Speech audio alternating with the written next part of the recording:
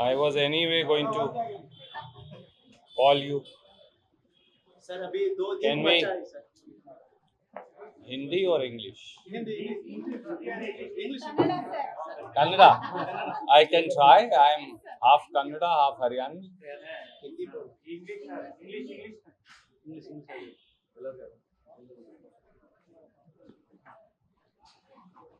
नमस्कार साथियों। जिस प्रकार से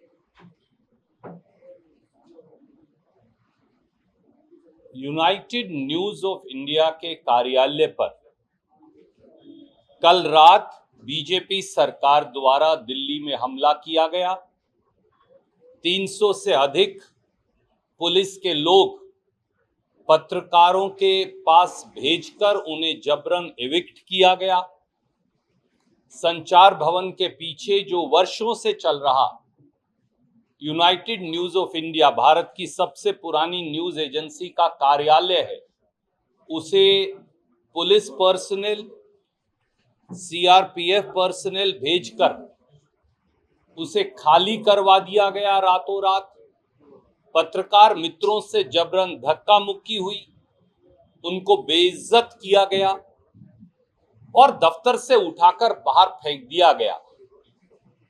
ये दिखाता है कि भारतीय जनता पार्टी के शासन में अब पूरे हिंदुस्तान में कहीं भी निष्पक्ष, निर्भीक और स्वतंत्र पत्रकारिता के लिए जगह नहीं बची।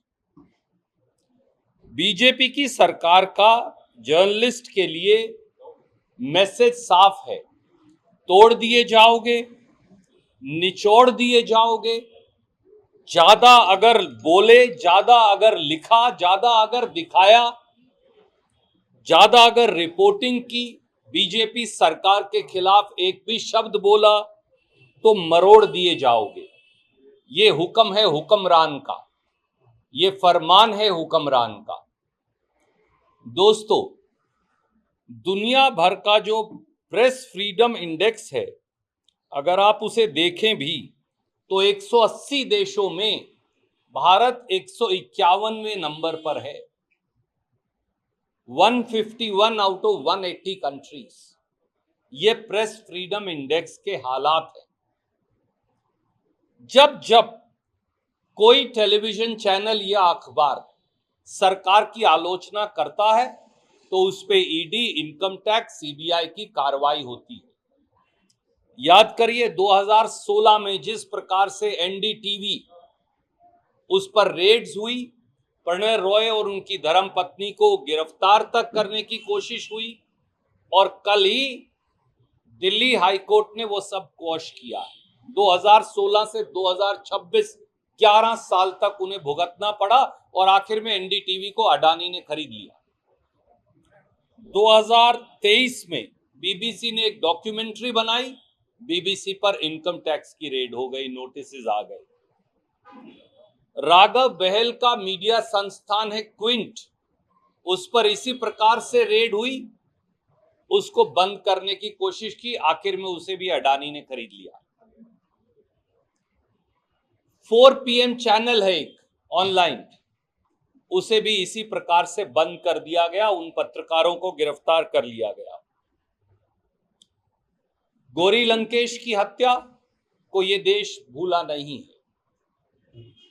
सिद्दीकी कप्पन 2020 में उसे गिरफ्तार किया, यूएपीए में कितने साल उसे अंदर रखा। विनोद दुआ, उन पर इसी प्रकार से देशद्रोह का मुकदमा बनाया।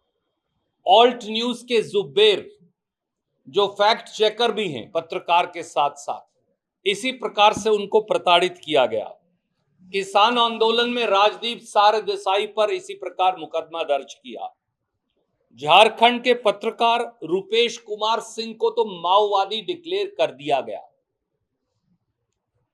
मेरा आपको यह कहना है, क्या इस देश में अब पत्रकारिता बची है या उस पर ताला लगा दिया जाए, या हर पत्रकारिता के, अखबार के, टेलीविजन चैनल के दफ्तर के बाहर बीजेपी का झंडा लगाना पड़ेगा जिंदा रहने के लिए।